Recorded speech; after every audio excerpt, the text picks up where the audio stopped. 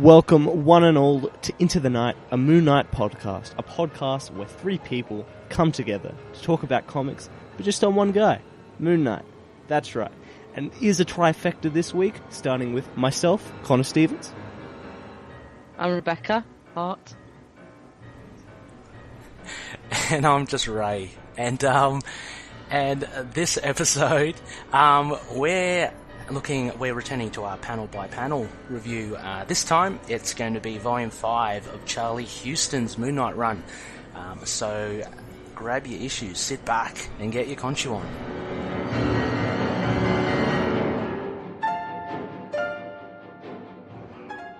Yes, welcome back, or welcome for the first time if this is your first episode. The Winter Olympics happening on TV outside my room. But I don't care. I'm here to talk about a man ripping another guy's face off. Because yes, it is the long-awaited episode kicking off us talking about the, many would say, seminal Moon Knight run with Huston. And can't wait to crack into that one. But, of course, I have two other great people with me. And how are the both of you guys doing? I'm good. I've had a crazy couple of weeks, but I'm back on normal sort of track now. Yeah. Just plugging along here myself as well. I wanted to actually ask, I'm interested to know for both Rebecca and Connor. Connor, you mentioned the Winter Olympics in Australia. I don't think it gets that much exposure, like compared to maybe like colder countries and in Europe. Rebecca, do you follow it a lot, or? I'm the kind of person I'm not massively into sports, but I genuinely love international sports. So I'm quite fixated by the Olympics in a way that I would not normally watch anything else. So like yesterday morning I got up and we have a lot of live coverage overnight, so I miss watching some of it live because of my stupid work hours. But I think I spent like good 4 hours watching it yesterday, and I'll probably go down this morning after we've recorded and watch a little bit, and then I there's something about the massive sort of international levels stuff that makes me watch things that I wouldn't normally give any attention to. I'm the same with the World Cup, and I mean cricket I watch anyway, so that's kind of a separate thing, but like football and rugby and stuff, I'll start watching it when it's the internationals and pay zero interest when it's the local stuff. Yeah, no, that's fair enough. I mean, like, I don't know about you, Connor, but the Summer Olympics, I think they're a big thing. As I was growing up anyway. But yeah, exactly like you, Rebecca. The World Cup of soccer, of football, I think the only real World Cup, I reckon. Because look, I'm a big rugby fan as well. Actually, rugby union in the World Cup is pretty good. Do you follow any of that, Connor, as well? Not really. I watched the table tennis. Like a championship of that, but that's about it. I'm pretty rubbish with most things. Like I didn't even know the Winter Olympics was happening until I was out for dinner last night. It was playing on one of the TVs in there. I was like, I'm rubbish. Yeah, I got to admit, Aussie coverage is pretty ordinary. I guess because we're so kind of isolated as well. It tends to be all on, I guess, the Aussie competitors, which is fair enough. But it's also nice to see the world, or the top of their field, Norwegians or the Dutch. To be fair, there's never usually masses of British competitors, and our coverage does give them more coverage than they need. But I think I can't help. I love figure skating. I like watching the skiing. Just the snowboarding was pretty cool yesterday. So yeah, it's just like you said, it's just fun. Any stacks with any massive accidents? It's a bit morbid to think. No. There was a couple of of spills. I won't say massive falls, but I watched. Oh. It's a terrible thing to ask. It's like I know. I was once going out with a guy whose father or brother I think had died in a skiing accident. So at that point I was kind of banned from watching it skiing. for obvious reasons, because he couldn't watch it. So it's taken a long time for me to get back to it. Just you asking that, I'm like, it's a terrible thing to ask. No. I know, that's a terrible. I retract that statement. That's terrible. There was Loonies. one really cute one where somebody like tripped over their own foot a little bit, but only about an inch forward, so it wasn't dangerous at all. But it was just just looked like the kind of clumsy thing I'd do walking around the house. Yeah. Yeah, I saw some skating, like some speed skating now or something, and I saw a Dutch guy wobble. And I thought that was pretty funny. But, you know, tiny things please tiny minds. Look, there's a reason we all like Moon Knight, which is not one of the like romance comics. Let's put it that way. Yeah, that's right. And thank you so much, Rebecca, for bringing us back on track. So we're here, Loonies. What episode is it? Episode 28, I think. We're going with you on that. Yeah, I guess so.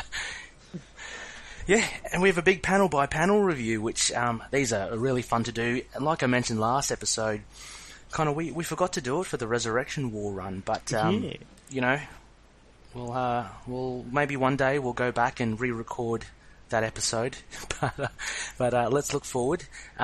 Before we get into the panel by panel, only the slightest bit of news this week, I guess, and that was from you, Rebecca. They posted on the Facebook group.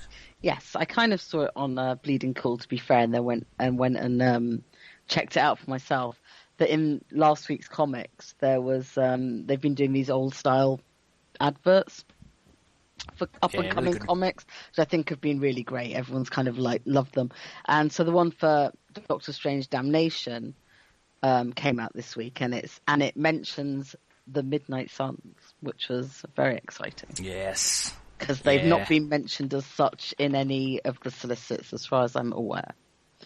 So it was the first time they absolutely sort of put the two together. Kind of official, isn't it? Well, like, you know, I would say that that's comes about through as Marvel. official as it gets. Yeah. Yeah. Because previously the only word we heard from was purely from Greg Smallwood himself, kind of trying to push the agenda of getting that kind of done. So this is very encouraging actually to see, and it was it's got all of not only Moon Knight, but I guess all of your supernatural fans, those who like Elsa Bloodstone, of course Blade, and Hannibal King, all those sorts of characters. They're going to be returning. So it should be very exciting indeed. Yes. Totally. Did anyone read anything good this week? Speaking of, yes, lots of good, but too much good. I will make What was it? Sorry, what was a highlight, Rebecca? Oh, it's so hard. There was like really a lot of good comics this week. The most heartbreaking was Transformers. Yep. Which somebody has conned me into reading. I say that, but I'm really enjoying reading it. Is it the current run you guys are reading, or yes, I've caught up, so I'm now able to read it monthly. Cool. Iron Fist was great, I thought. I mean, I'm going to talk to the Iron Fist podcast about it a little bit later, so we'll see what everyone else thought. I really enjoyed it, and it's really... The nicest thing about it is that it is 100% set Danny up ready for damnation. And I think the final line was something like, next time Iron Fist goes to hell. And it's such a great line. You know? Cool. And Armstrong and the Vault of Spirits. So I'm going all over the... I read lots of comic companies, not just Marvel. Armstrong and the Vault of Spirits, which was from Valiant, has one of my favourite characters back from not having been in comics for a year or two. That was very exciting. Yes, that'd be cool. On the Marvel side, Black Bolt. Always a highlight. Black Bolt 10 was amazing. So, and I think we'll probably talk about Daredevil a bit in a minute. Mm-hmm. So, yeah, I mean, Black Bolt's been consistently good. It's amazing. How about you, Connor? Well, yeah, the colours look really good. Rebecca's... I haven't got it this week, but I will get it. Yeah. Connor, sorry, what have you been reading? I need to catch up on Daredevil. I'm not up with that run at all. But I just want to give a special shout out, since Rebecca covered some of the greats, that Ty Templeton did the art on the Batman Mother Panic special over at DC, which has been pretty crazy. But you get to see him drawing a Mother Panic suit, which you see, which is completely white. So it was kind of a nice little tease of seeing him on Moon Knight eventually in the coming months. So that was pretty fun. Cool. He's a great artist. Yeah. My tablet actually died for like most of this week before it returned today, so I've read a few comics trying to catch up. Yeah. Oh, that's a hassle. Bugger. Yeah, I've read very little actually. I got the stuff from a local comic store, but I haven't actually read any of it yet. I've been reading Incredible Hercules. I got some trades there. Yeah, so 113 to 116, I think it was. One of the trades. It's pretty cool. I like it. It's different from the Abnett one, Rebecca, but it's still pretty cool. There's a lot of good Hercules out there. He's always a fun character. I'm always curious about the whole Greek mythology kind of side of things, because to me Greek mythology is a lot bigger than say Norse mythology in my I agree. My opinions. Yeah, you grow up and I got exposed to Greek mythology more than like Norse, so always kind of curious to see what Hercules is up to, and there's Ares there as well, and Zeus, so it's all been pretty fun. But yeah, still got to read Daredevil, still got to read Iron Fist, all that. I'm really behind, and I wasn't able to pick up Black Bolts or a few of the comics because I indulged a bit and got the Secret Weapons hardcover deluxe, so I had to kind of lose some to get that. Yeah, but it's been pretty cool, and looking forward to reading more comics. Before New Comic Book Day this coming Wednesday. Relentless. Never ends. Relentless, is it? I know. Even Christmas, New Year's, it just doesn't stop. You just get sales, wanting you to spend even more. I know. And the good thing is that the sales are always going to be there, It doesn't matter sales on what, but you'll get sales somewhere, so that's always encouraging. Connor, as well, a bit of news as well. You picked up a whole swag of Moon Knight comics, didn't you? Yeah, I actually ended up picking up the entire first volume, issues 1 to 38, for under $100. My God, that I shouldn't have spent. Jeez. But I now own them, and they should be here tomorrow. So that's pretty heckin' exciting. That's bloody awesome. In one big hit, you've got it all. So yeah, that's awesome. Shout out to Paul for getting it through to me. From the big the Verbster. He's really good. He's a really good loony. He's our watchdog for all bargains. He keeps on adding me into anything Moon Knight related on those sales on Facebook. So I really appreciate that, Paul. Thanks for that. And he's come good with a set of Moon Knight for you, Connor. So that's great. Yeah. Look, there's not. I mean, that was pretty much, I think, the only news. It's kind of sad. The Damnation. Is Damnation next week or the week after? 21st of February. Yeah, so, the week after. Yeah. And Connor, you are a marvel at the segue. That's awesome. Because speaking of Damnation, we'd just like to announce Loonies as well. If you haven't heard already, we'll be doing a crossover with 3 other podcasts. So I believe the Defenders TV podcasts have already promoted the event that will be coming, and we'll be covering all of Damnation. So from the 21st of February, all 4 of the podcasts, you put all 4 of us together and you'll get the entire coverage of reviews for all the core books, but also all the tie-in books as well. So that should be a whole heap of fun. We absolutely can't wait to get that started. I think, Connor, since and Rebecca, since there's no actual Moon Knight tie-in books, we've put up our hand to cover the Scarlet Spider books, so a little different. Sorry. Of all things. We kind of drew the short straw because like Ghost Rider has like a Johnny Blaze comic, Iron Fist have got their comic, Doctor Strange which will be covered by Defenders TV podcast. They'll cover Doctor Strange, and there's only Scarlet Spider left, so poor Moonies. We'll do in advance is we'll get you some notes about where Scarlet Spider is at the moment and what he's doing. Vegas. Let's do that. Good Okay, idea. thanks, Connor. I'm kind of looking forward to it now. We get like the shortest straw, but we get to dive in. We get to learn a whole new character for me, really. Yeah, me too as well. Actually, I saw a screenshot from the latest issue that kind of made me want to go back and read it, so I guess it's not entirely terrible to dedicate a few eps of this podcast to. Yeah, no, I'm up for that as a challenge. But you also might get me on the Iron Fist podcast, so people might get very bored of me. So we'll see. I'll be around. No, not at all. I'm not touching Scarlet Spider. I got Iron Fist. Yeah, I'll go Iron Fist. Yeah. I was like, Ray and Connor, I'm not available. I won't be able to make this episode. But you'll be on all the Iron Fist ones. Like, hang on. No kidding, the Iron Fist one does look really good, though. They do, actually. And Doctor Strange has got Nico Henderson, who I love to death. Yeah. And also, to be fair, the Doctor Strange one we know is going to be good because me and Connor are both reading Doctor Strange anyway. Yeah. So, I'm reading as well. It's good. Hooray! You're not reading anything. You're behind. No, I went back to digitals on that, so it's been pretty cool with that as well.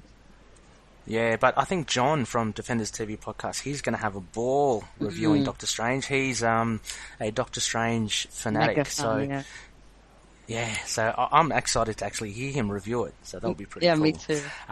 It's Defenders TV podcast, the Inner Demons Ghost Rider podcast, and the Immortal Iron Fist with us. We'll put up a list, and I know Ray's worked very hard on a special little something for us to advertise it with, so... Yeah, well, you keep your eyes peeled, loonies. Across all those sites, there'll be a little video to whet the appetite, so that'll be pretty cool. Be pretty cool indeed. And also, I guess, I'd like to also mention as well, there's a band of us, so not only the 4 podcasts involved in this crossover, but... there's a small community that we are now part of. It's initially it's called the Collective, I guess at the moment, and there are about 12 or 13 podcasts on there, it's basically our podcast network that we'll be part of. So look out for in the future. I guess there might be guest appearances or. References to the other podcasts as well. But basically we set it up, we were talking with Adeland Rising, the Inhumans podcast, Adam over there, and it's what we wanted to do was create a repository of sorts for ideas and just to, bounce around, I guess, podcasting, ideas in general. So, so we've created something called the Collective. So we'll get some information out there for you loonies just to have a geeze. And by all means, please, I highly recommend all the shows on there are really great. They're all on the list, podcast list that I listen to, and I'm sure Connor listens to as well. And it's a heap of fun. Yay! So I guess it's time to go over the moon.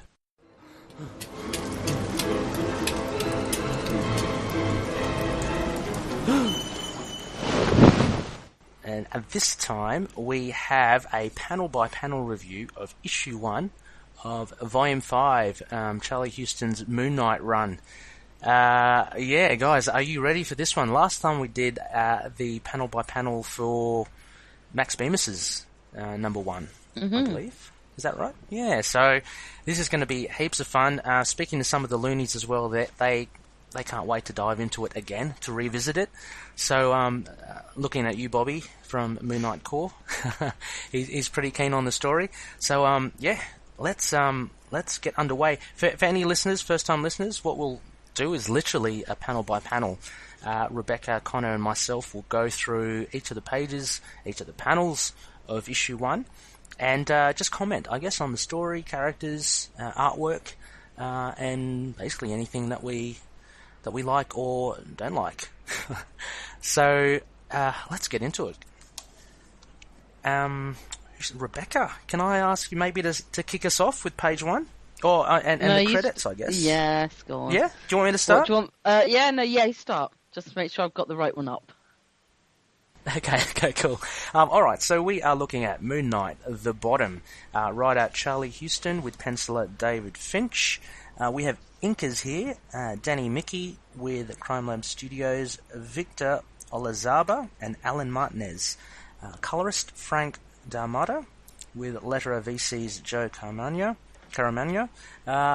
Assistant editor Daniel Ketchum, associate editor Corey Sedelmeyer, and editor Axel Alonso, with a special thanks to Pond Scum. I don't know what that is, but a special thanks to them.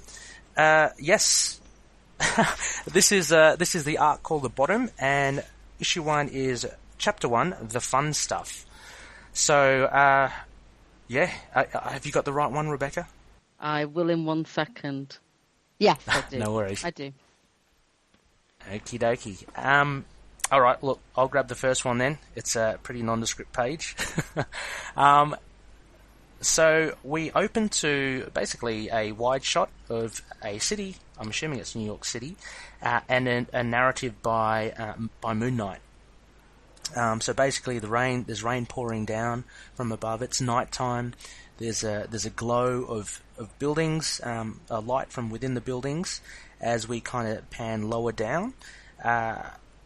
And Moon Knight describes basically how he's kind of left with this kind of job, right? You have other guys, world savers, who have different scales of work to do. So you've got the likes of the Fantastic Four fighting giant monsters.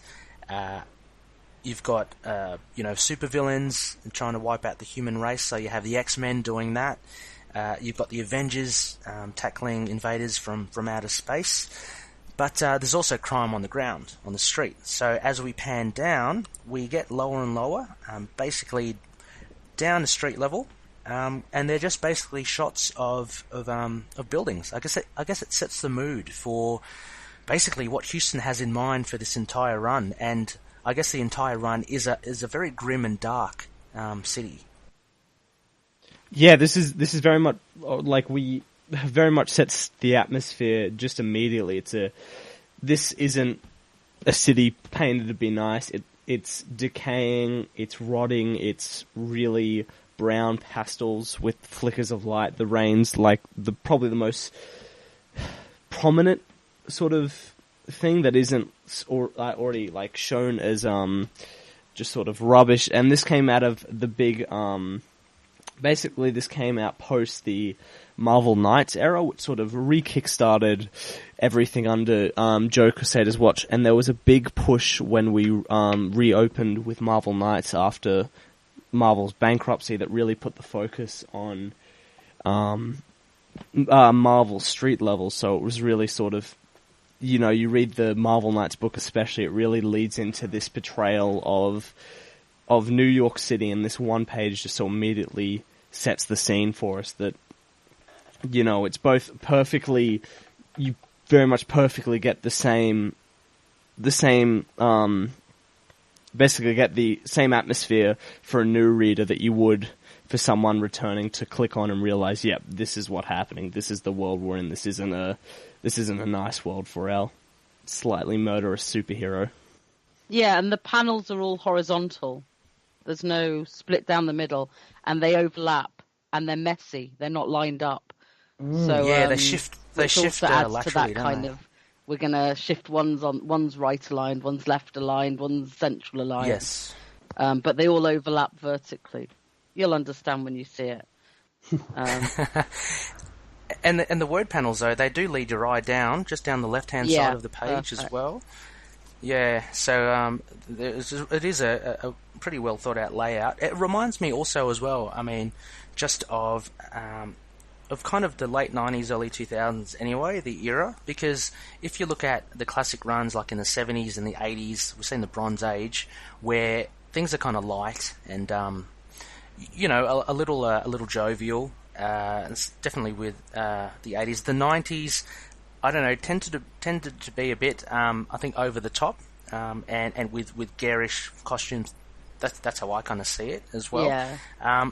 And now we're kind of entering towards, it's almost, just like the grim, the darkness of it all. I mean, it's, it sets a good tone. It's a good first page.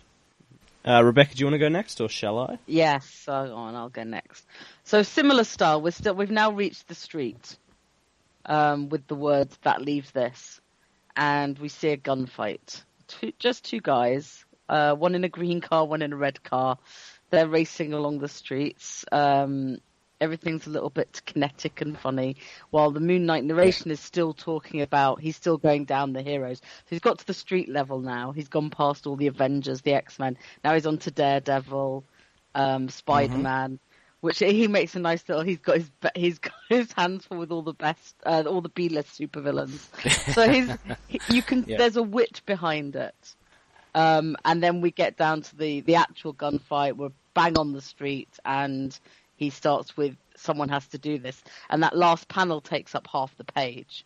So you've got all these like bitty panels again, then whoomp, and it's also your first brush of proper colour.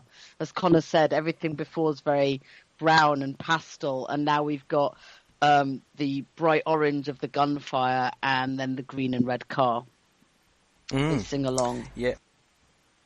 One of the things I've got to smirk at is how could these guys not hit each other? they're pretty close, but they don't seem to be able to. Yeah, there must be stormtroopers in waiting because they are so close. But they're shooting each other almost point blank, and they're missing. So maybe it's the motion of the car which kind of is rocking them. Yeah, but, you have to. I do like, they're shooting up the buildings as they go, though. So it's kind of. Yeah, that's fair enough. I do like the kinetic energy of that. It must be like post-production computer effects on this to kind of blur the images slightly to give it that sense of speed. So if you look at the second panel when they're shooting each other, the background is slightly blurred. Oh, it is. Yeah, the window. That's cool. Yeah, to kind of show you that they're kind of moving fast. Yeah. Yeah. I always that's always something to pick up on as well. You definitely see. I think that's also one of the big parts of the rain, especially in the previous scene. I think a few more going forward, but here it's more so denoted by the wind in the top panel that there really is such a focus on the way we're moving, like the way things move. And I always thought that was such a big thing of this era, because I know it's such a prominent and incredible showcase in Fraction Aya's Immortal Iron Fist run, where you just see they're always all the artists just seem to very much focus on these like panel to panel movement, and it just always works out so well, and it just really highlights the graphic violence of this era. And I think the narration as well is so of its time, which is weird to say when of its time was a whole less than 12 years ago. I think this is 2006, but this narration about, this narration almost justifies Moon Knight's existence. Like, this is why he's dealing with this, and why aren't the X-Men here doing this? Because I feel like at the time, after the big superhero fallout of the 90s, there was always such a need for people to feel justified in reading heroes again, and very much I think the violence of this one made this one stand out as well, and sort of setting the scene so immediately makes it stick out that this isn't sort of the superhero books you were reading as a kid. Yeah. It actually and he immediately as well, Huston sets Moon Knight apart from the other street level characters like Daredevil and Spider-Man. So he's even different from them as well. So apart from differentiating him with the big hitters like Fantastic Four or the Avengers, Moon Knight is still set apart from these street level guys as well. And I just wanted to also mention as well, these first two pages, I think much like you hear from street level characters, the city itself is pretty much a character as well, which I think is why Finch has done so well to spend some time on the detail for the architecture in the city. So you got the fire escape ladders. You know, you've got these apartments that really look synonymous with New York, I think, and it's that's a good touch. Right. I guess I'll take the next one, which is... I'm all in for those big splash pages. Baby, we get the shot of our boy, Man in the Sky, and our first sort of drop of where we not only see this character now physically, but also his opening personality within this arc. That the first speech bubble we see sort of more so associated with Moon Knight is that someone has to do the fun stuff. The first thing we see of Moon Knight after 6 years since his last own run and a few years since his last appearance in Marvel Knight, that we see Moon Knight as someone back in the shadows taking delight in being a street-level vigilante, setting him up as just someone ready to get in and do the action, which is, you know, once again, it's just such quick setup. And so we have a shot from the bottom seeing Moon Knight grasping his cape in a very dramatic fashion, falling from the mooncopter in the lightning flashing sky, running past more of those decaying apartments where we see our credits for the issue with Moon Knight at the bottom, Chapter 1, the fun stuff. Yeah.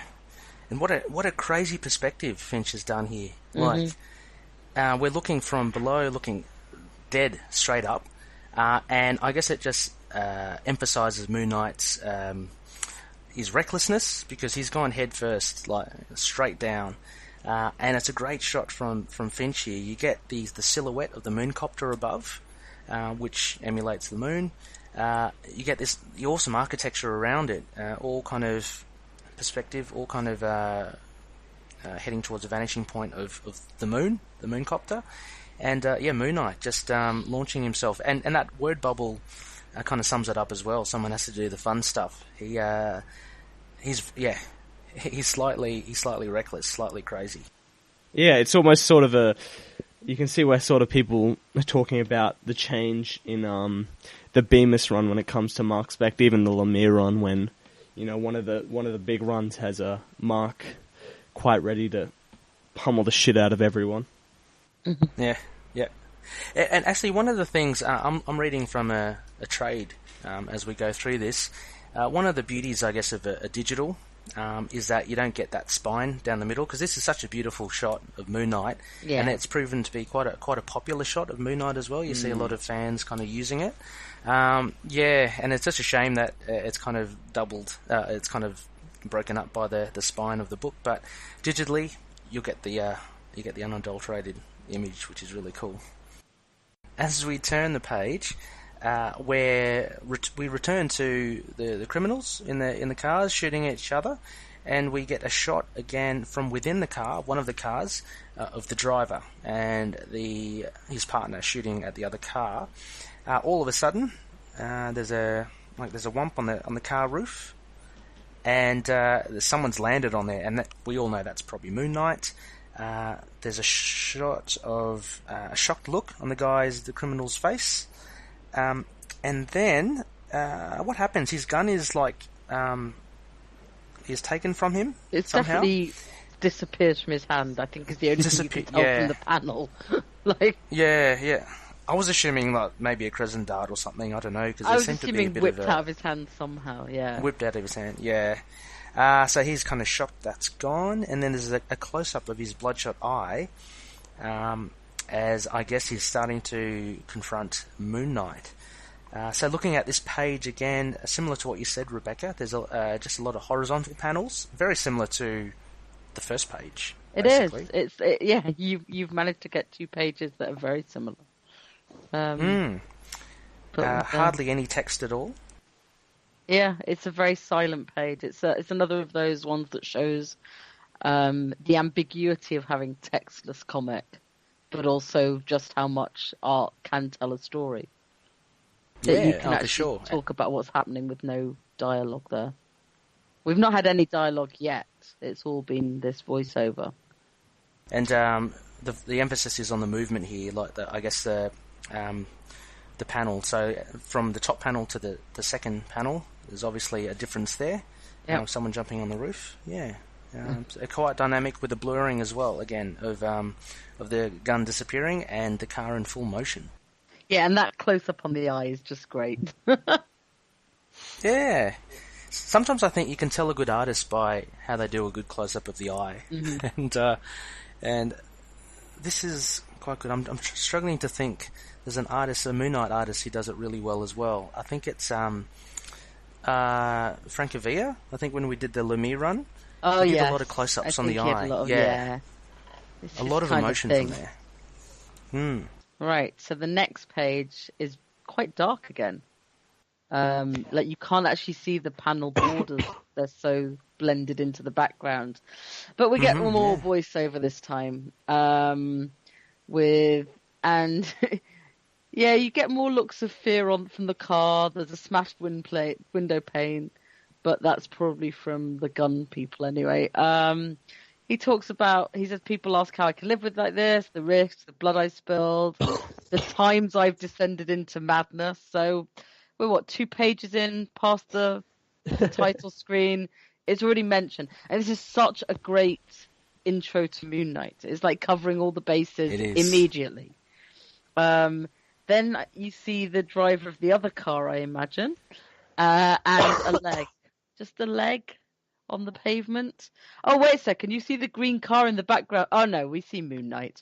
I see him. Yeah, there he is. Here he is, landing Just on the green flash. car, flipping it, totally throwing it around, and the guys in the red car looking on horrified. The green car explodes as they're watching, and you see in the windscreen mirror, you see a guy hitting the pavement, which is a beautiful way of showing someone watching Very this clever violence going on in front of them. You're just getting the reactions from the horrified driver. The last thing Mark says is, the times I've died, and then you see this little crescent grappling hook come out and attach itself. Yeah, and one thing you'll have definitely picked up if you're reading this is that David Finch loves his muscles. Everyone is super defined muscle men. Oh yeah. Yes. It's harking back to the older days artists. Yeah. But we have our direct consequence from the grapple in that Moon Knight is taking absolutely zero chances here, and he pulls the bonnet. I always forget my cartoons. I think it's the bonnet. Oh, he pulls up the hood to completely blind the driver and has him crash directly into the green car, split up by 3 panels. One of just a smaller one up the top of lifting, one showing the driver completely blindsided by the red hood, and then we have one nice large little over half of the page panel of that crash and Moon Knight just flipping away like it's nothing. Just all up and about that violence. We see the define. We once again, we see the motion blur of the car hitting. We see the glass smashing, the fine details, and a lovely license plate that says Thug 1. So that leads us on to Ray for the one of our favorite equipment popping up in the next page. Okay, so the next page we have a shot of both of the cars decimated after the crash, and we see from a low perspective, just from behind, we see Moon Knight, a flowing cape and one of his legs, and then we see some rather, I guess, brutal things coming from him. He takes out his much beloved spiked knuckles, so he's getting ready to, I guess, finish off what he started. So very ominous. More and more we see of Moon Knight. The horizontal panel below shows a couple of injured criminals as Moon Knight slowly walks towards them. And in his narration as well, he mentions that, to broach the subject of the Avengers, he was an Avenger, and how he was actually not discarded, but how he was sent over to the West Coast which he terms as the B team. But as he narrates this, we see a shot of one of the criminals, the blonde bearded fellow. He reaches for a gun, and there's a panel of him pointing it towards Moon Knight. We still don't see Moon Knight's face. It's just his leg and a bit of the cape, and then a couple of shots are fired. So it's again just a continuation of the ominous introduction of Moon Knight. We did see him in full body in the splash shot as well, but he still has that air of mystery to him, the way that Finch is laying him out. Very much so. It's very much revealing him in parts, and then also which we carry on. We get so now as we turn the page, we get like bits of cape, bits of eye. As Moon Knight has a bit of a diss on Hawkeye, which is great. The criminal is screaming, so who knows what Moon Knight is doing to him, but presumably extremely violent. He's dropped the gun. Yes. You get a Moon Knight glare. You get the guy from the other car getting out of the car as Moon Knight watches. He gets out a gun, because clearly this is their thing. He shoots at Moon Knight and manages to get a bit of the cape. And we end right up on Moon Knight's face. But in the mask, just close up of pretty much his eye hole takes up the whole panel. Now we've moved to vertical panels, which is interesting. So we've gone from all the horizontal panels to now vertical ones, and these ones are very even. There's 6 on the page, perfect symmetry. What do you think the purpose is for that, Rebecca? I don't really know. I mean, like, the transition happened the page before because it goes vertical, vertical, horizontal, horizontal, vertical, vertical. It seems to me from this page is that everything's kind of being pulled in and becoming a bit more claustrophobic. So the horizontal gives you that panoramic feeling, doesn't it? Like, that's why we take widescreen pictures and stuff like that. And this just is a bit more. So maybe it's just for effect because he wants to get that eye shot in and intersperse the face. But it does mean that when we get these little glimpses of the violence, we're getting much more of the billow of smoke from the gun and the car crashes than we are of the actual action. So we're kind of having to work out what action's happening a little bit more. I think so. I think you're right. It's really just constricting your field of vision. And definitely with the real focus on Moon Knight's face and the eye as well. These are massive close-ups compared to then he pan out again and you see a bit more from a higher view, Moon Knight and one of the crims. Yeah. But yeah. What do you reckon, Connor? Sorry, did I miss? Oh yeah, you sort of like covered what I was saying when you said before that we really didn't see a face shot of Moon Knight. Rebecca's right, just how much we don't see it, and then how like this almost like empowering light there is coming from Moon Knight's eye that we focus on as we see really frantic close-up panels. Yeah, it's he looks like a mean and a tough dude, and he doesn't flinch at all at the gunshot. As you can see, from one panel when the gun goes off to where his cape gets shot at, it's barely moved. So he's one tough hombre. I guess. Is that me or Rebecca next? You next. Oh, right, it's me. We hit that 6 vertical panel layout once again, unchanged, keeping us as we see Moon Knight move to his next victim, as we see the layout of the 6 panels as a wide vertical shot slowly zooming in on an eye, just to show, without text, we just see the hopelessness of what a thug faces when they face off against Moon Knight. It's just the pure sort of desperation turn to horror as we move in from the wide shots of the gunfire to just the terrified, defenseless eye. But, of course, we also get here probably one of the most quoted lines in Moon Knight history. He launches on from his absolute barrage against Hawkeye, where he makes fun of the fact he wears white, thinks it was a riot, but we see with comparison to the terrified visuals of this villain, we see him disclaiming that he wears white, so they'll see him coming, so they'll know who it is.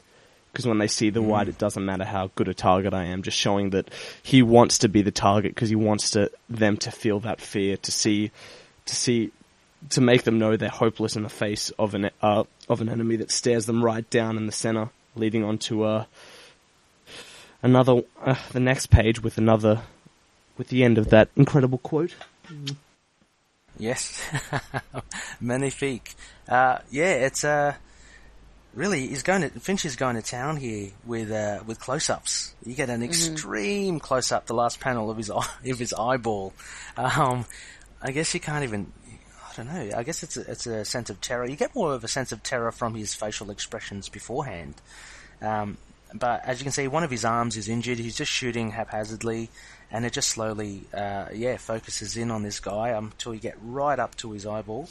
The rain pelting down, and as you turn the page, you get one of those hero shots of Moon Knight. Now, like a proper one of him. He's not flying down or swooping down. He's just standing there over the guy with the gun. Rain pelting down, lightning in the background. This panel takes up, I'd say, a good 3/4 or 2/3 of the page. No, I think 3/4 is from about top right. to bottom. Yeah, 3/4, top to bottom. It just fills out everything. And it's a beautiful shot of Moon Knight, very Finch. He's muscle bound. I love the rain there as well. And then on the right, you get 4 kind of square panels, and it's the shot of the criminal again, and he. It looks like he's pointing the gun to his head. Yeah, I think he's that scared. He's decided to. Right, so he's that scared of Moon Knight. He's kind of threatening to end his own life, and is about to pull the trigger.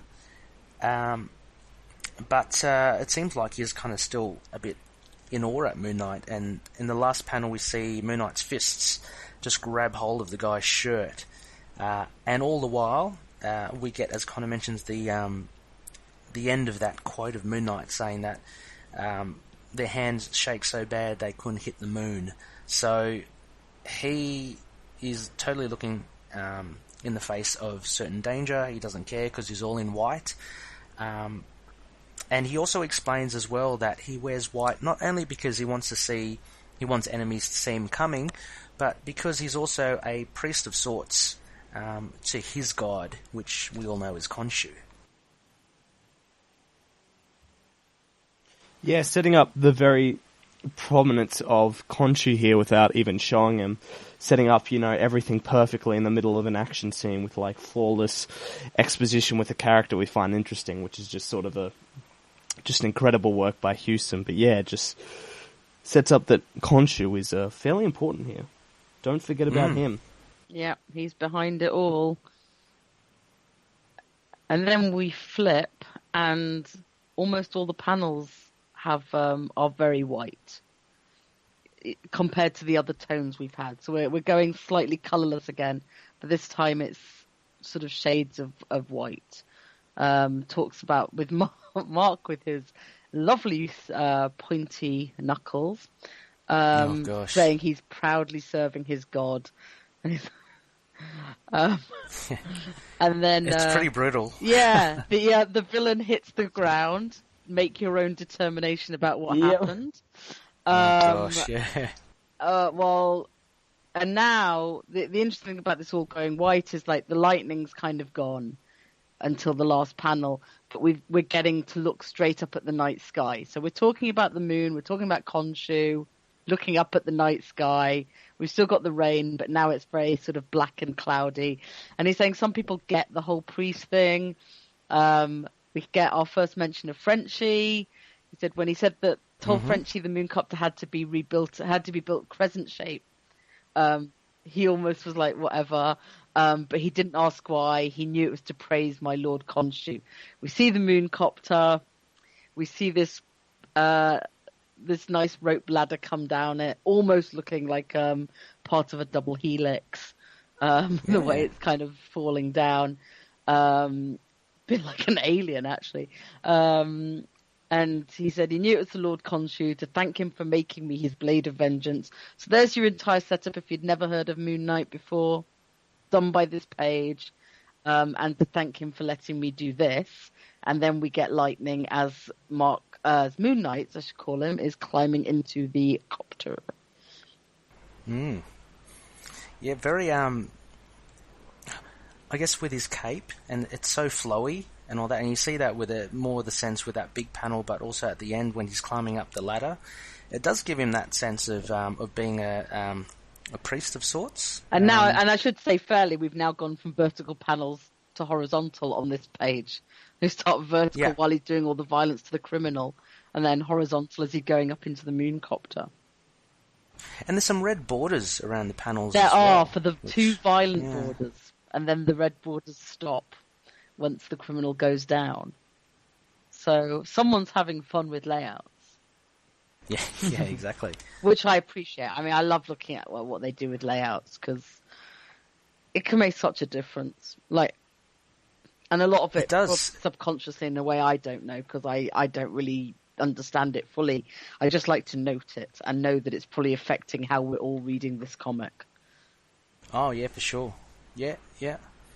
It's and again the text as well. It draws you along a certain path, which is kind of almost like through the center of each of the panels, which is pretty cool. Yeah.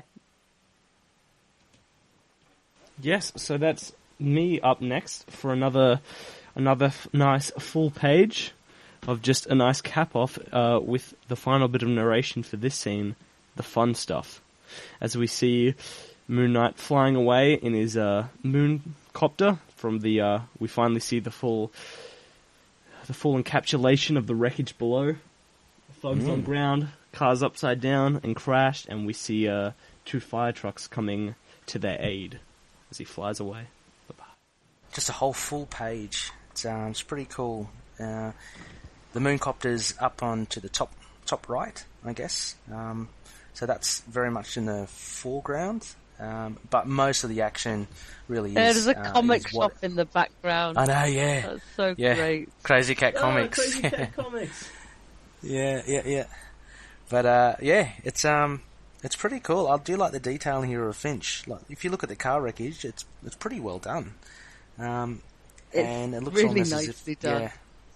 Yeah. It's one of those ones he's probably worked on, at a bigger scale and just zoomed down for this. But yeah, really cool. I'm just having a look here. Any other? No, very kind of New Yorky.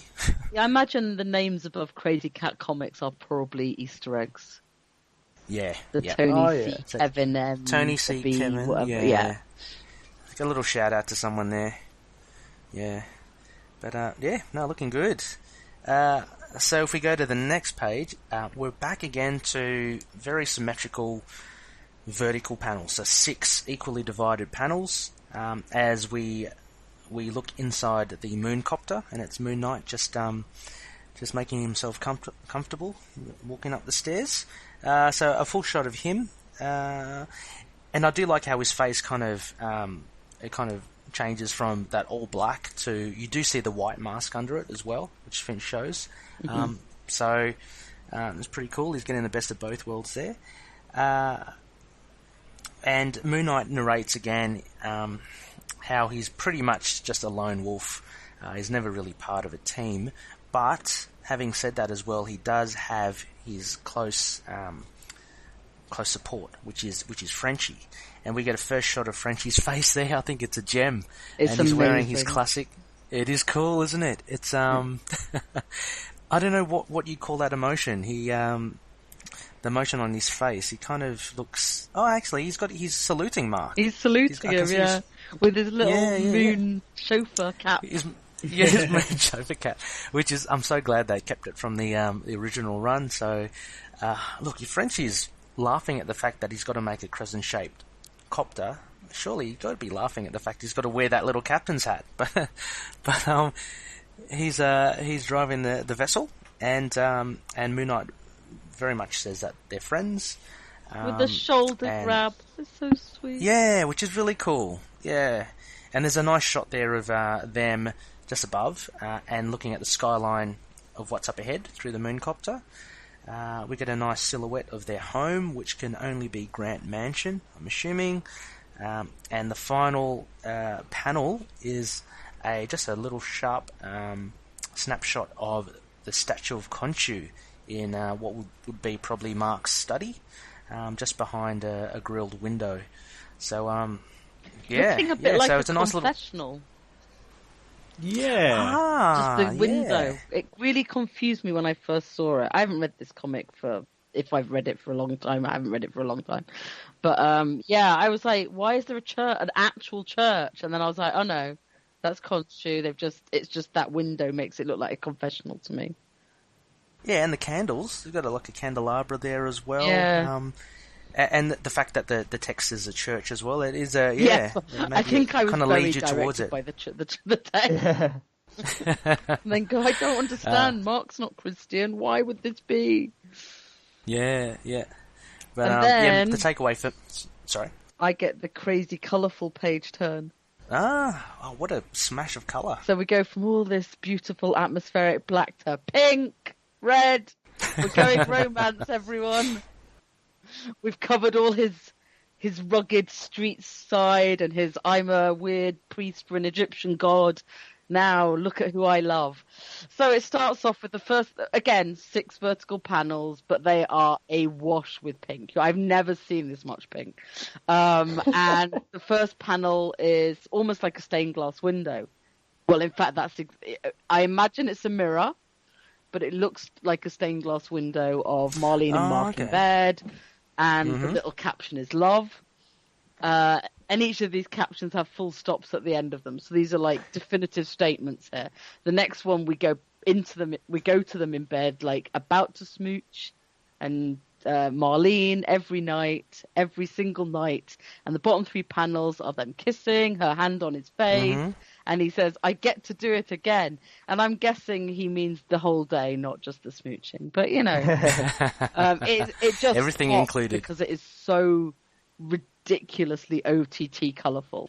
It is surprising, isn't it? Because it is actually, on the physical copy, it is a turn over the page. So you don't see it at all until you turn over the page. Which is such a great sort of shock to the system. To say, because you've just shown us this totally grimdark character who says that he goes mad. He started talking about being a priest for let's say you didn't know the character. We're not going to say who he reminds us of, but this is that kind of opening. Grim, miserable, super very much. violent. Turn the page, whoomp! There's somebody who he loves and who loves him. And because by saying I get to do it again every single night, already established they're in a proper relationship. Yes, true, as well. Yeah, so it's like this is the other side to him we're going to start looking at. I think apart from the colours as well, I think Finch, I don't know, was direction from Huston as well, but, the heart-shaped headboard and the heart-shaped cushions, it's really kind of pushing that so OTT. Agenda of... Oh, yeah, OTT. Totally OTT. Like, you would not... Yeah. It's like, come on. Come on. Like, this is not where... Even Stephen Grant, I don't fully believe, would have a heart-shaped headboard. True. Well, I guess he'd be a man of extremes as well, so... Possibly, but maybe Marlene chose it. And even that, I don't think most... Speaking as a woman, that would never be in my house. So, Yeah. It is very OTT, as you say. One of the things, sorry, Connor, one of the things I just wanted to ask was the bottom 3 panels. You see that technique used a lot where it's basically one big picture, but they do cut up the whole picture into 3 panels. And I know it's like you kind of meant to focus on, each of the panels. But if you look at the first one, it's kind of like Marlene's hair. What do you reckon? Do you think like it could easily have been done with just one big panel, or would that muck up the whole layout of having these 6 panels? Well, I mean, they've messed with the layout before, so this is obviously an actual choice to do this. And I think it's possibly a choice to keep the 6-panel layout. To have this as one of the ordered parts of his life, maybe? Okay, As opposed to the sort of... I mean, because you're right, in like the car crash scenes, we had whole half-page splashes, and the Moon Knight reveal, we had that 3/4 page splash. So I mean, there's no reason they have to break it up, but they obviously wanted to. Yeah, true. I mean, like, out of the three at the bottom, I think the middle one tells the most, obviously, because it shows, you know, them kissing. But yeah, just I thought the other, yeah, the big smooch. But yeah, sorry, Connor, which I guess is why the other two, the ones on either side, have got the text on them. Yeah, true. Yeah. Oh yeah, right. That's a definite stylistic choice. Yeah. Mhm. It's interesting. Yeah. Yes. So we cut to a full 9-panel page showing sort of the progress of time, split up by 3 columns that show different parts of Moon Knight's day that he gets to do over and over again. The first column showing us the fights of the day, whether it's against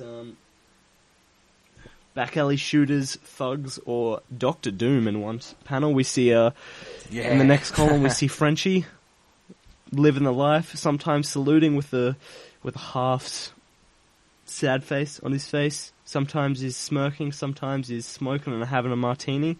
And then, of course, Marlene and Mark in bed, with the final panel being just full of love hearts. It's like a child got a copy of the page and added the hearts.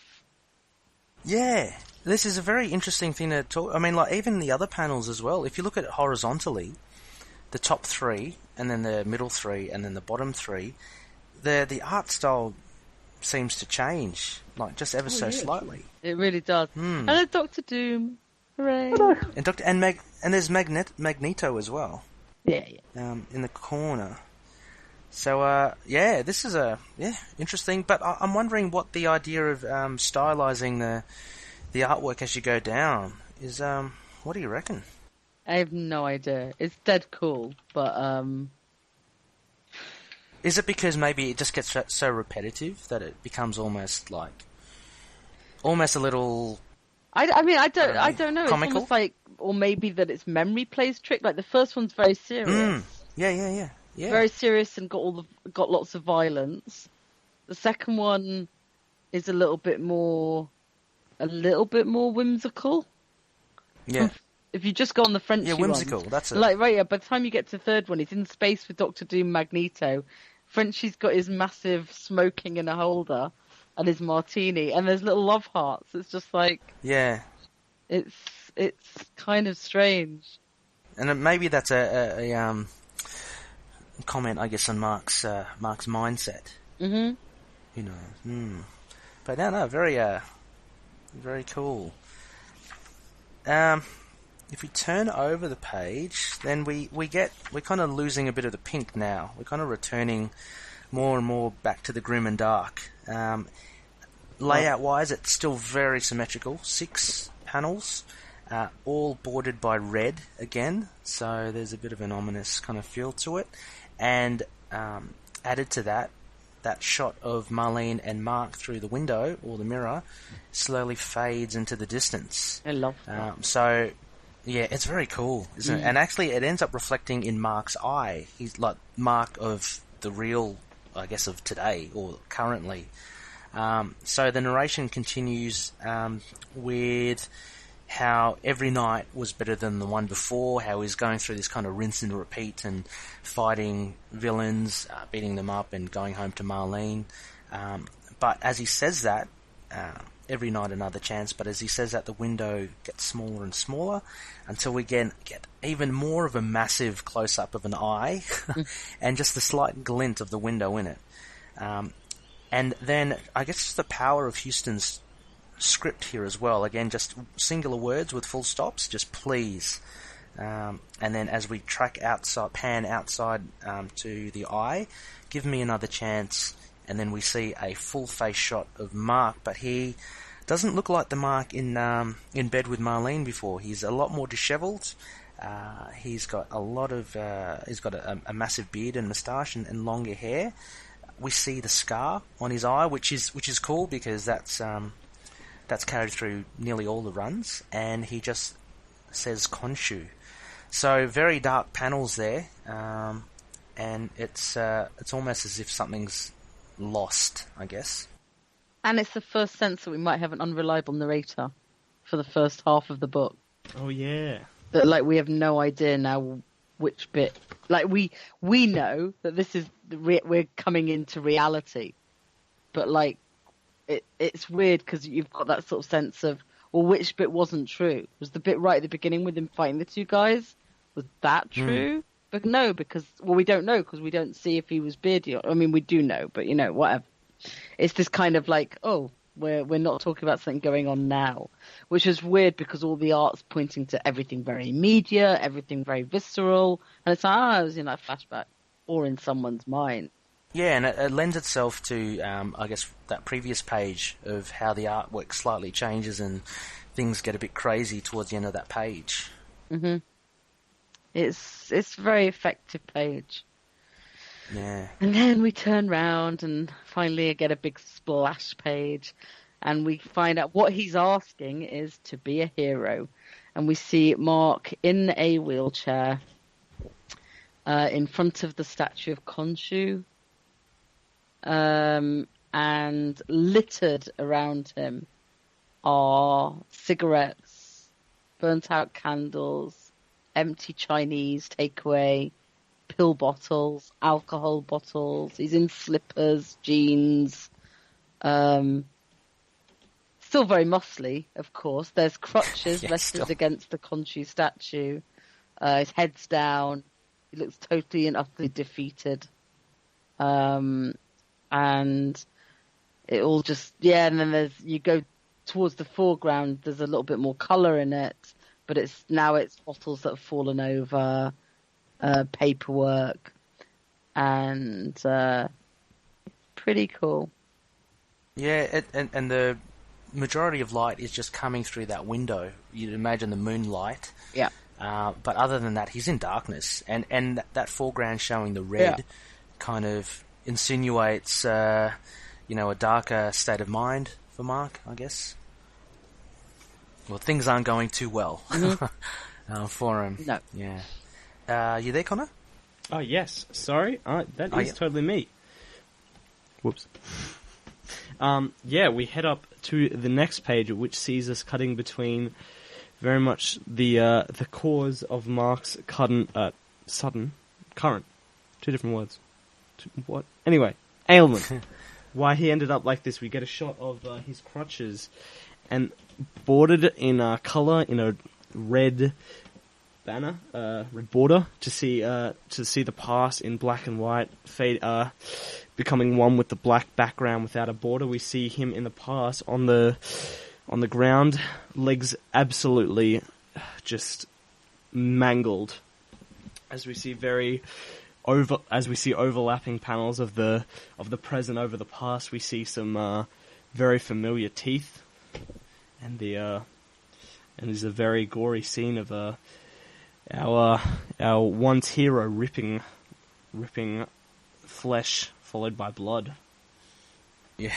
We see him trying to drown his sorrows. He's obviously in quite a lot of regret. He's pained, crying. So obviously, what we're seeing is one of Mark's more painful memories where it all went wrong.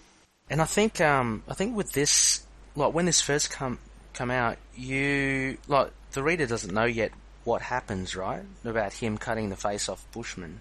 So this little shot at the bottom, the very graphic shot. I mean, it does kind of look like a face. It's like we know from hindsight that's what he does, but all it does really show in these black and white flashbacks is some sort of gruesome confrontation. And it has affected him. The shots of Mark in present just shows off the side of his shoulder his wheelchair, but also his crutch, as well as him shakily trying to get some, you'd imagine, just painkillers or something like that. But yeah, all the panels kind of float around. We're back to the horizontal, and the page in the background is just all black. So throughout this whole book, everything's been quite grim, except for that splash of pink in his days with Marlene. Do you want to shall I tell you the interesting thing I just noticed about this? Yeah. In the black and white panels, everyone's facing away from everyone. So Khonshu's facing away from Mark.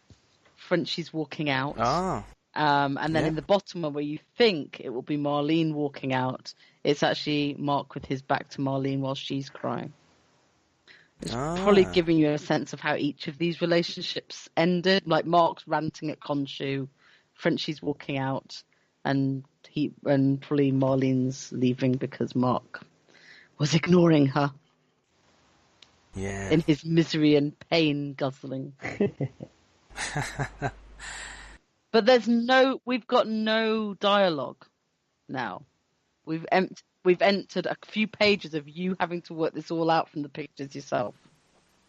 Yeah, and the panel's all fractured as well. Remaining fractured.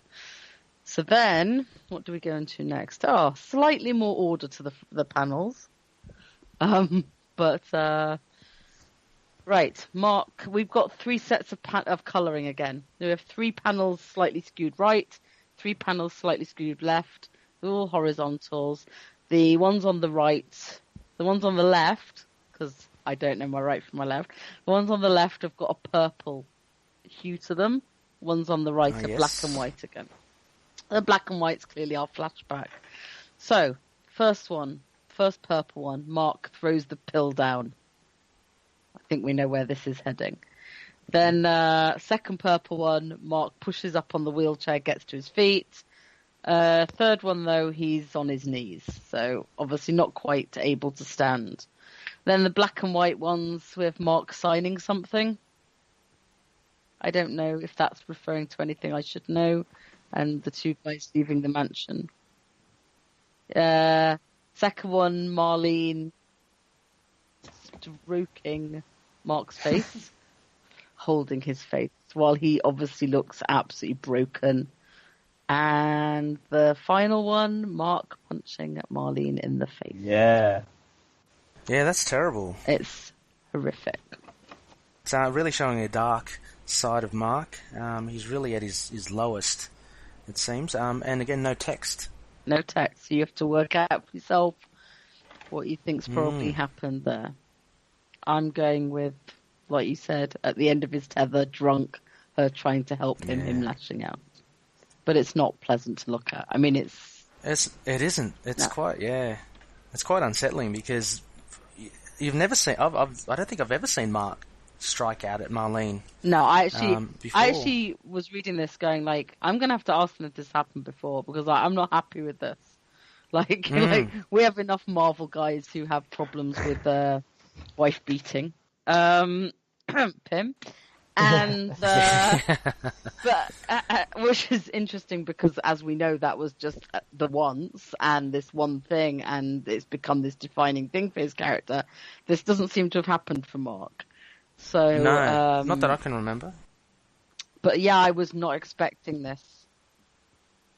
So yeah, there's that. Still no text. So as Ray said, still making up what's going on a little bit for us. Yeah. And as we hit the next page, I think everything starts to get a bit more frantic. We have far more panels for either side. Everything now is a red border, and they seem to be sort of overlapping into one another as one's layered on top. Just almost faster moving now, as we see in the coloured bit, Mark crawling to Khonshu without use of his legs and dragging himself upwards to the grabbing hold of his probably once cloak, trying to gather up. And we see him in the past, him grabbing hold of that cloak once before and spitting in the face of Khonshu. You know, in his darkest moments, he obviously resented and hated Khonshu. Obviously blamed it all on him. The spit, the hate, and we see the change where he's now the one crawling to Khonshu in the present. So it's a terrifyingly sad duality. I think that it was always sort of the, we don't ever want to see, wife beating in comics, and it's a very confronting thing to see, but I think always the difference was that I don't think Mark ever sort of probably because he's not as much of a prominent character, but he never also got to, do right by Marlene as well. Marlene, basically after this run as well, has now left Mark for good, I think, up until the Bemis run, so it obviously had the massive effect. There wasn't just sort of a get over it immediately. Yeah. And also, this is very much clearly that's clearly a way of showing that he's absolutely at his lowest point. At the bottom. Part 1. Yeah, sorry guys, I dropped out a little there. Connor was being Always clever. it's me. It's my pages. Ray just doesn't want to listen to me. Sorry. No. So I just don't want to repeat anything if it was been said anyway. But the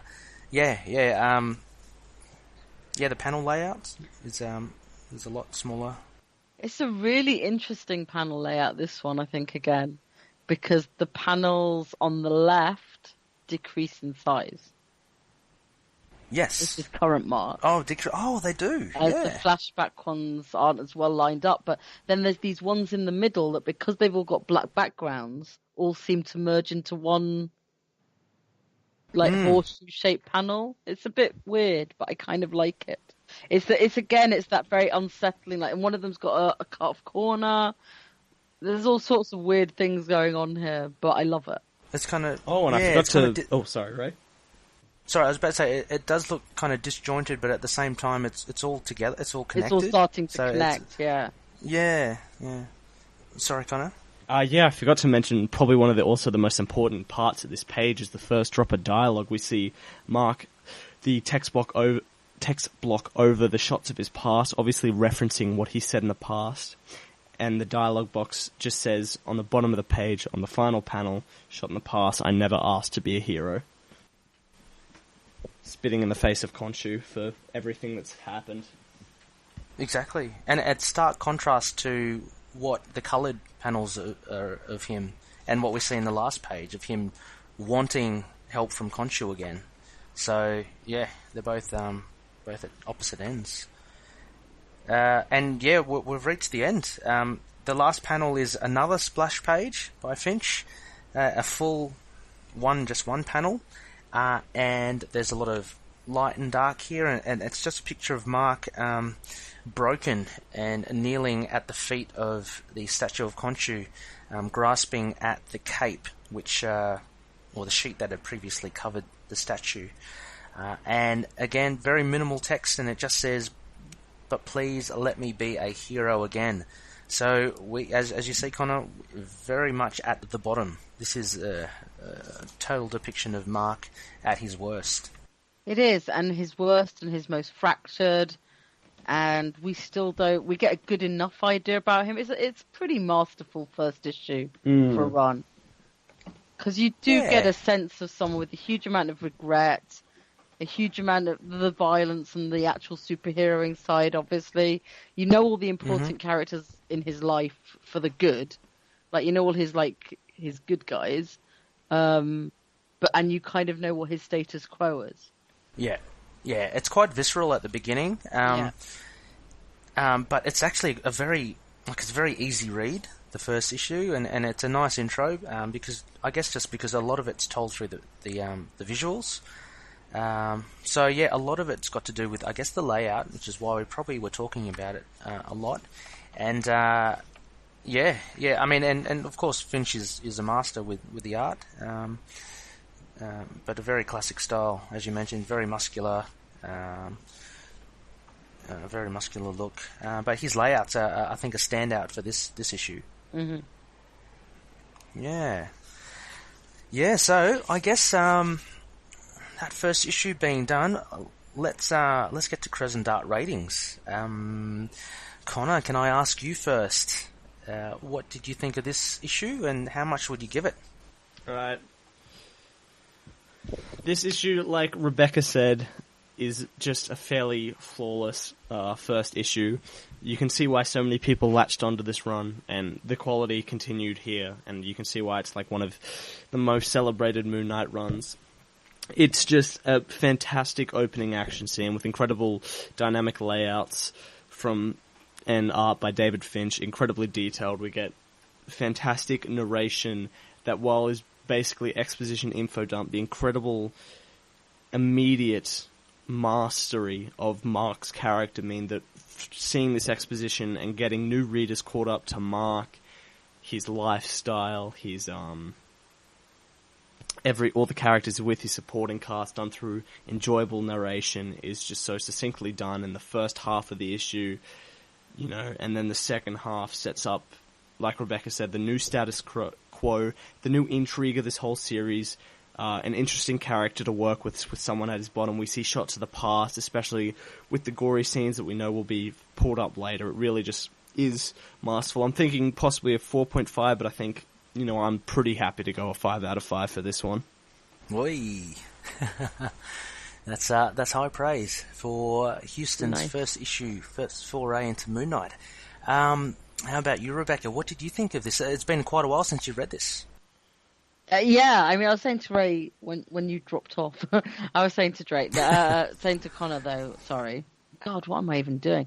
That I've read bits and pieces of Moon Knight, but it's like the first time so any issues I've read, I don't know which they were. I just picked them up and read them as and when, until it got to a certain point when I started reading them much more sort of focused.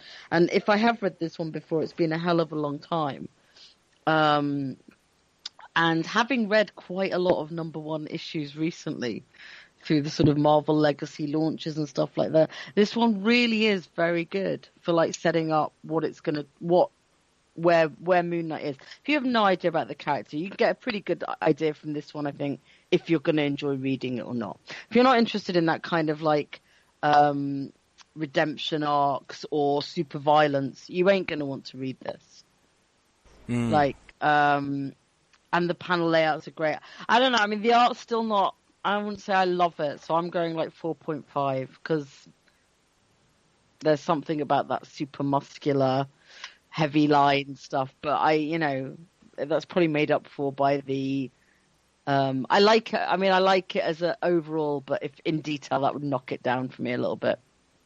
Okay, so with Rebecca's 4.5 and Connor's 5, I'll have to give it a 4.5 as well, I reckon.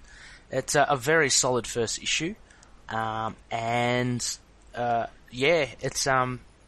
can see why a lot of people like this run, and a lot of it can be seen in the first issue as well. It's just soaked in kind of grim and darkness, and you know, a very flawed character. But at the same time as well, it's a nice introduction to him in his own new series with, you know, just those first 6 or 7 pages.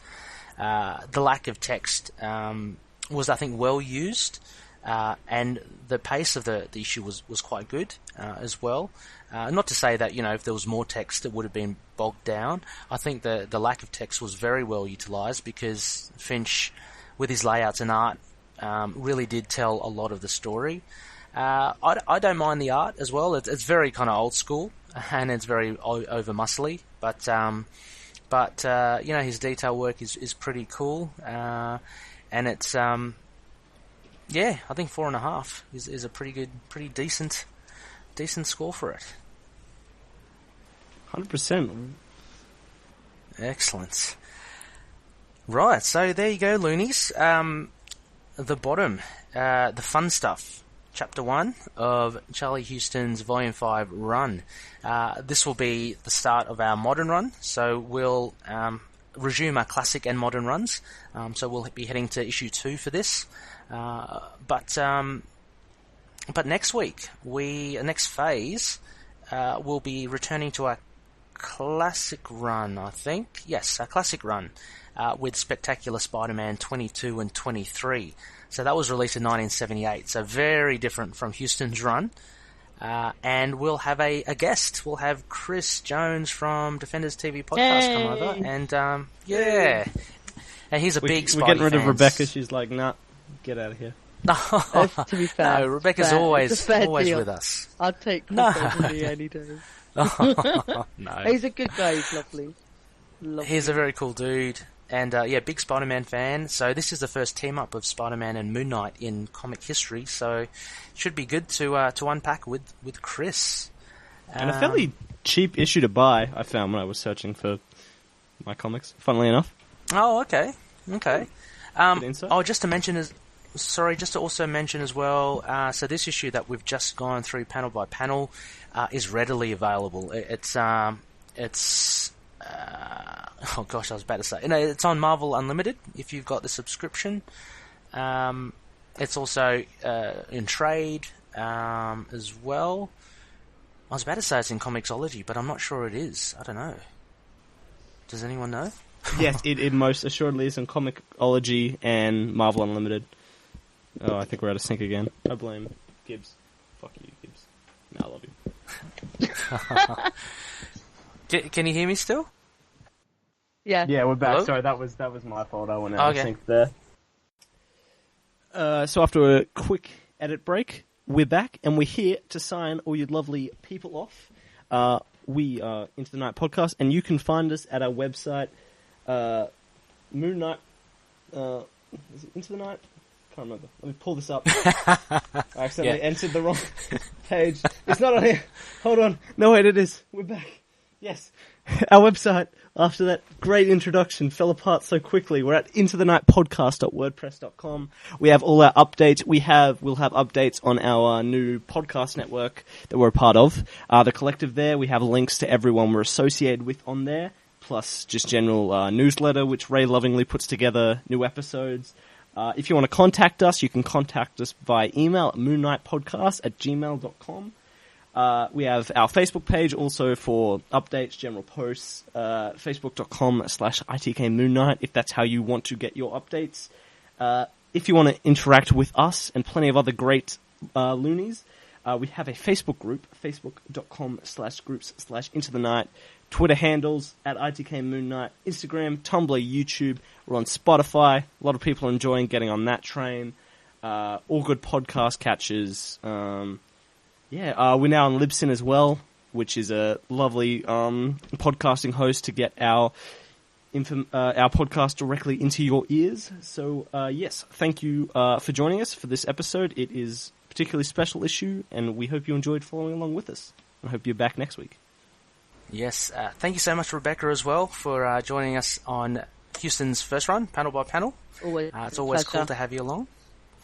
Yeah, and before any more of these Skype gremlins get to us again, I'm going to sign us off. So thank you so much, and may Khonshu watch over the denizens of the night. Catch you later. Bye. Bye. Moon Knight and affiliated characters, stories and events are properties of Marvel Characters Incorporated. Materials used and discussed within the podcast are intended for critique and review purposes only under the fair dealing concept of the current Copyright Act. The views, information or opinions expressed during the podcast are solely those of the individuals involved and do not necessarily represent those of the copyright owners.